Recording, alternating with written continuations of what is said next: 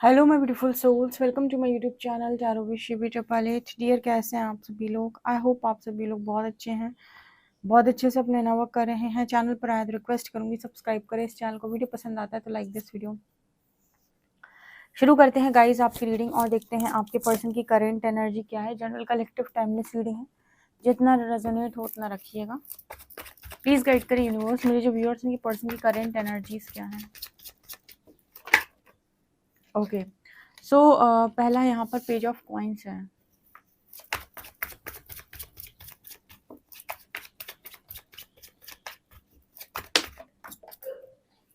Next है हमारे पास temperance. क्या सोच रहे हैं आपके पर्सन आपको लेकर?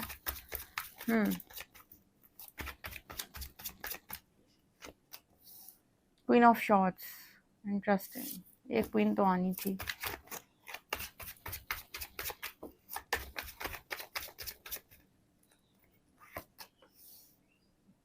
As of cups,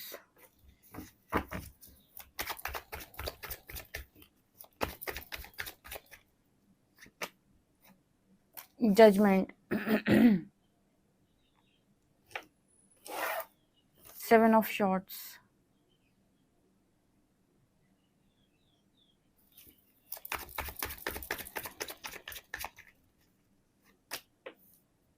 eight of cups,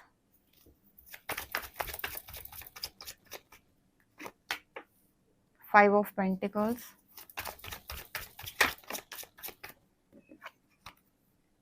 night of coins,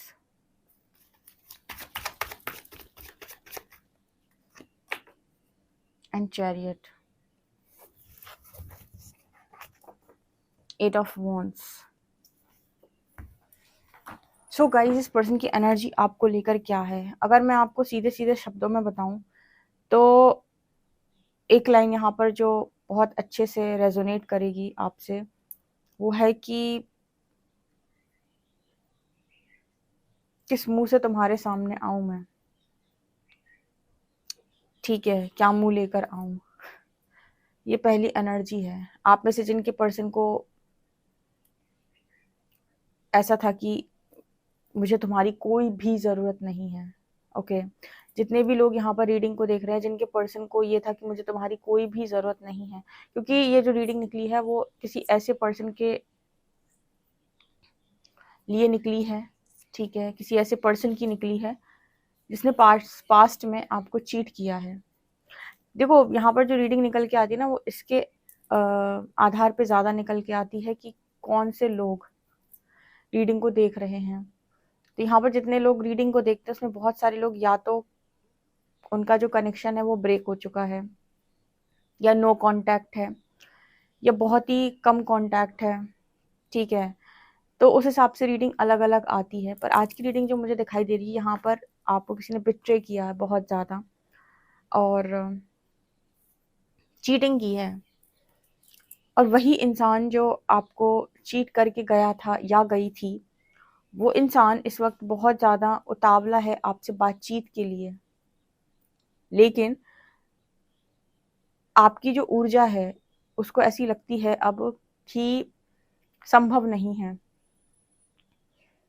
okay, अगर ये बहुत ही बड़े मैनिपुलेटर भी थे आपके पर्सन, ठीक है, मैं बात कर रही हूँ, आप देख लीजिएगा, आपसे रेजोनेट करे तो रखिएगा, ना रेजोनेट करे तो आप छोड़ सकते हैं। तो ये किसी ऐसे व्यक्ति की भी एनर्जी हो सकती है जो जिन्होंने सारे काम हमेशा ही आपके साथ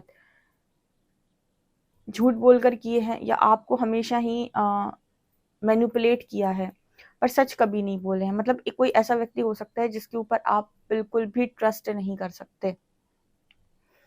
ओके, ऐसा व्यक्ति कोई है जो आपको लेकर ये सोच रहा है, आप मूव ऑन कर चुके हैं और इस वक्त मल्टीटास्किंग है, बहुत ज़्यादा आप काम एक साथ कर रहे हैं। यहाँ पर इस कार्ड को देखें तो ये जो फीमेल है इसके काफ़ी सारे हाथ आपको नज़र आएंगे, और नीचे टेम्परेंस की एनर्जी है, एक पैर इसका पानी में है और एक ऊपर है। ये बैलेंस को शो कर रहा है, और एक साथ बहुत सारे कामों को बैलेंस कर रहे हो आप, या बहुत सारे काम एक साथ कर रहे हो और काफ़ी बैलेंस आपने बनाया हुआ है। ये एनर्जी इस चीज़ की बात करती है कि अपने आप में संपूर्ण है, कंप्लीट है, ठीक है, होल है। इस इंसान को किसी और की ज़रूरत फ़िलहाल नहीं है। ज़रूरत नहीं है। ज़रूरत का मतलब होता है कि मुझे कोई चाहिए जो मुझे सँभाले। ये ऊर्जा ये बताती है कि मैं खुद को बहुत अच्छा सँभाल सकता हूँ, सँभाल सकती हूँ। मुझे सँभालने के लिए किसी और की आवश्यकता नहीं है। तो ये है टेम्परेंस, ठीक है? ये है टेम्परेंस की एनर्जी।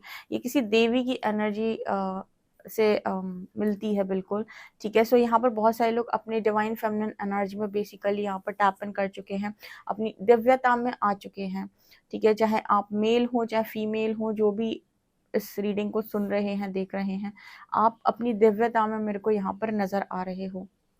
और आपने ऐसे इमोशनली अनअवेलेबल लोगों से मूव ऑन करना चूज़ कर लिया है।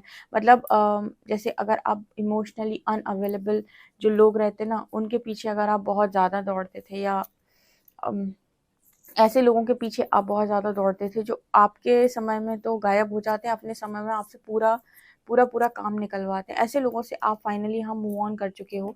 तो आपके पर्सन इस ऊर्जा को बहुत अच्छे तरीके से महसूस कर पा रहे हैं कि ये एनर्जी मैनिपुलेट नहीं होगी।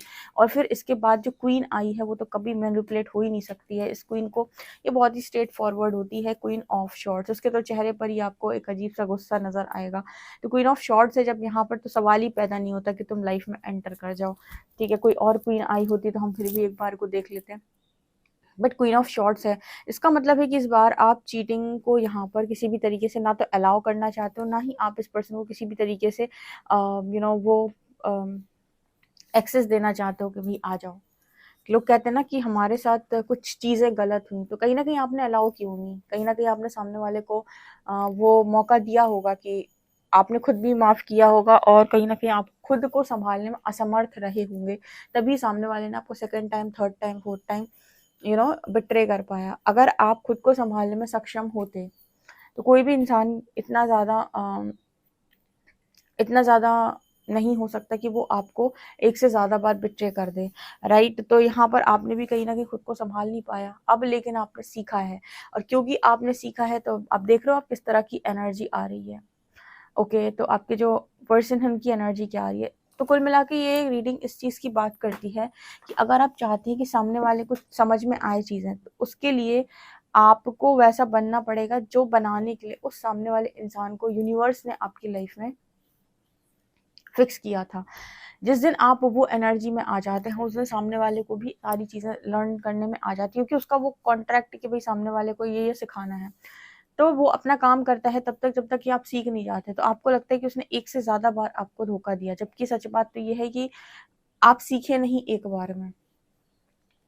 अपना सुनना थोड़ा अजीब लगता है, कड़वा लगता है, लेकिन अगर आप सच सुनकर उसको एक्सेप्ट करना सीखेंगे तो आप ज़िंदगी में बहुत आगे जाएँगे, ठीक है? यहाँ पर ये एनर्जी है S of cups and night of coins. यहाँ पर देखो इस पर्सन की एनर्जी में है कि एक बार चलकर बात करें। आपकी लविंग एनर्जी किसको अच्छी नहीं लगती? आपका वो लव, वो किसको नहीं चाहिए इस दुनिया के अंदर? कौन है जो कहेगा कि मुझे केयर नहीं चाहिए, मुझे लव नहीं चाहिए, कोई मेरा साथ दे, मुझे ये नहीं चाहिए? सबको चाहिए। फिर भी लोग कहते हैं कि हमें चीटिंग मिल गई। वो चीटिंग आपको एक्चुअली इसलिए मिली होती है क्योंकि आप उस कनेक्शन में जब पहुंचते हैं तो आप खुद को भूल जाते हैं, और आप सारे वो काम करने लगते हैं जो आपके मन से भी नहीं आ रहे होते हैं। उसके बाद फिर यूनिवर्स को मजबूरन आपको जगाना पड़ता है और आपको लेसन देने पड़ते हैं। अदरवाइज अगर सिर्फ बात लव की होती तो मुझे नहीं लगता कि कोई इंसान इतना बेवकूफ़ है कि जिसको आप इतना बांटेंगे और वो इतना उसको वो चीज़ खलेगी। उसे खलती तब है जब आप एक्स्ट्रा दे देते हैं। एक्स्ट्रा नहीं चाहिए इस दुनिया के अंदर। आप खुद ही सोचो, टैरो में भी आपको एक्स्ट्रा ज्ञान नहीं चाहिए होता है ना? तो जब आपको नहीं चाहिए, आपको भी हमेशा उतनी चीज़ चाहिए, तो सामने वाले को भी किसी को इतना मत दो जितना उसको हज़म ही ना हो। उसको उतना ही दो जिसमें आपकी और सामने वाले दोनों की रिस्पेक्ट बनी रहे। ये एनर्जी यहाँ पर दिख रही है। अब जजमेंट एंड चैरियट, ये दोनों कार्ड्स यहाँ पर ये बताते हैं कि बड़ा मन है इस पर्सन का आपकी तरफ लौटने का, पर जजमेंट्स का डर है इस पर्सन को। कौन सी जजमेंट? आपका रिएक्शन। मैंने स्टार्टिंग में लाइन बोली थी कि किस तरह से आऊं या क्या सोच कर आऊं, राइट? तो ये वाली एनर्जी इस पर्सन की है, क्योंकि यहाँ पर बिट्रे तो हुआ है। 7 ऑफ शॉर्ट्स की एनर्जी है, बट 8 ऑफ वॉन्ड्स यहाँ पर बॉटम से ये दिखाता है कि ये पर्सन रिटर्न आना चाहते हैं। ओके, ये कम्युनिकेशन आ रहा है कितनी तेजी से, तो बातचीत तो यहाँ पर ये पर्सन करना चाहते हैं, बट अभी आपकी एनर्जी ऐसी नहीं है कि आप बातचीत करना चाहो। ना तो आपकी एनर्जी ऐसी है कि आप बातचीत करना चाहो, ना ही आपने अपने दरवाजे खोल रखे हैं। जैसे मुझे यहाँ पर ऐसा लग रहा है कि कोई भी इंसान आए तो आप उसको बाहर ही बिठा लोगे। कभी कभी क्या होता है ना, इंसान जो है वो कहते हो कि ये इंसान तो इतना भला था, ये इतना सख्त क्यों हो गया। आपने उसके साथ कुछ ऐसी चीजें की हैं, सख्त बनने पर आपने उसे मजबूर कर दिया है। राइट, तो ये कुछ उस तरीके का मैसेज है। हम अपना उस टैरो से देखते हैं क्या निकल के आता है।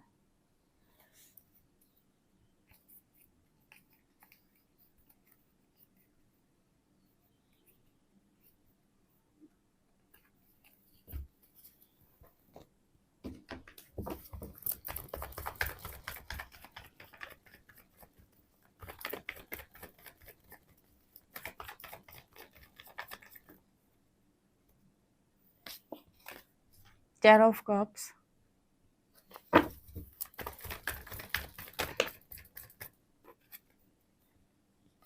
Two of shorts, wheel of Fortune,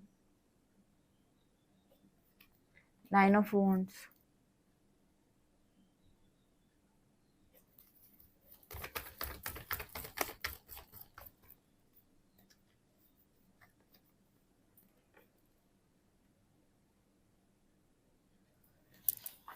आजकल पता है एक मैसेज बड़ा कॉमन निकल रहा है हर ही रीडिंग में।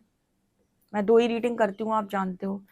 2 रीडिंग करती हूँ मैं आपके करंट एनर्जी की, क्योंकि आप लोग कैंडल वैक्स बहुत पसंद करते हो, और एक ये वाली कार्ड रीडिंग। तो आजकल जो कार्ड रीडिंग है और कैंडल वैक्स है, कुछ दिनों से मुझे जो कॉमन मैसेज एक मिला है, जो बार बार सामने आया है, वो ये: आपके पर्सन को पास्ट में डिसीजन बनाने का मौका मिला था, पर इन्होंने आपको जानबूझकर बिट्रे किया, इन्होंने आपको धोखा दिया। उसका रीजन है, उसका रीजन ये नहीं है कि इस पर्सन को किसी और के साथ लव था, या लव के मामले में इस पर्सन ने आपको चीट किया है। यहाँ पर फैमिली ने बहुत बड़ा रोल प्ले किया है। मैं आपको कल भी बताया था फैमिली के बारे में, परसों भी आई थिंक फैमिली का मैसेज आया था। फैमिली का मैसेज निकल के आ रहा है जो ये बताता है कि इस पर्सन ने जो डिसीजन लिया था वो डर में लिया था, और डर शायद फैमिली का था। अब ये फैमिली की रेपुटेशन, रिस्पेक्ट की बात थी, या तो फैमिली ही नहीं मान रही थी, या फैमिली की खुशियों की बात थी। किसी भी तरीके से जो भी था फैमिली से रिलेटेड था। राइट, तो जो भी डिसीजन हुआ वो फैमिली को लेकर ही हुआ था कि मुझे मेरे परिवार का करना है, मेरा परिवार महत्वपूर्ण है। तो आजकल ना ये फैमिली से रिलेटेड मैसेज बहुत ज़्यादा आ रहा है, या फिर ये इंसान जो है वो फैमिली को बहुत ज़्यादा प्रायोरिटी देते हैं। ठीक है, फैमिली के बारे में ये पर्सन बहुत ज़्यादा सोचते हैं। तो ये मुझे यहाँ पर दिखाई दे रहा है। 9 ऑफ वॉन्ड्स कार्ड के साथ यहाँ पर दिखाई देता है कि पर्सन डर में भी बहुत ज़्यादा है। ये तो तय है कि इस पर्सन ने आपको चीट किया है, पर चीटिंग का जो रीज़न है वो डेफिनेटली इस पर्सन के लिए कोई और एनर्जी नहीं है सिवाय फैमिली के।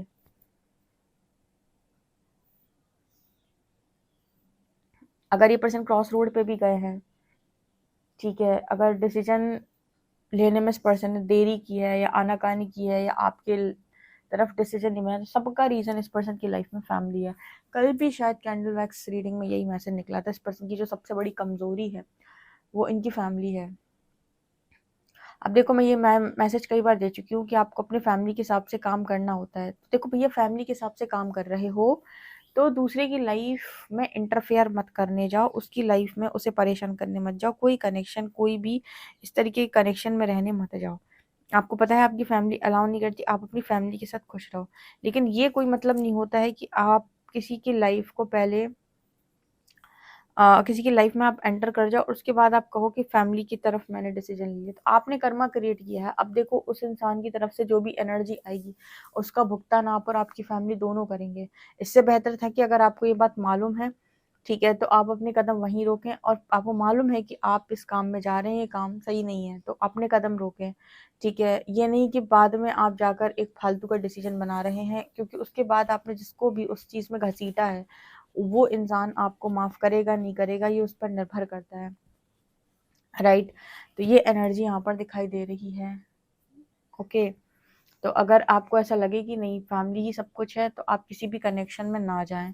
और फिर भी अगर आप बाई चांस चले जाते हैं तो पहले दिन से क्लियर रहें कि मेरी फैमिली मैं इस तरह की प्रॉब्लम है। कोई भी झूठ बोलकर काम ना करें, किसी का भी झूठ बोलकर विश्वास ना जीतें, बाद में जाकर आप तोड़ दें। ठीक है, जितने ऑनेस्ट आप रहेंगे खुद के और सामने वाले के साथ, उतनी कोई भी गलत एनर्जी आपको नहीं पकड़ेगी। ठीक है, क्योंकि इस दुनिया में कर्मा बेसिकली और कुछ नहीं, कौन सा इंसान आपके लिए कौन सी एनर्जी को क्रिएट कर रहा है। जब आप किसी का दिल दुखाते हो ना, तो वो कभी आपके लिए ब्लेसिंग्स दुआएं क्रिएट नहीं करता। वो जब भी क्रिएट करेगा आपके लिए ये सब अपशब्द ही क्रिएट करेगा। ठीक है, तो ऐसे लोग हैं। अब हेट्रेड जेलसी वालों के साथ ये होता है कि जो वो देते हैं उन्हें लौटता है। अगर आपने किसी साथ गलत नहीं किया तो आपको कोई भी ऊर्जा अफेक्ट नहीं कर सकती। ठीक है, ऐसी ये एनर्जी यहाँ पर निकल के आ रही है। आई होप गाइज आपको ये रीडिंग इंटरेस्टिंग लगी तो कमेंट सेक्शन में जरूर बताएं। पर्सनल रीडिंग के लिए आप मुझे व्हाट्सएप कर सकते हैं। वीडियो पसंद आए तो like this video, subscribe my channel. Thank you guys, bye.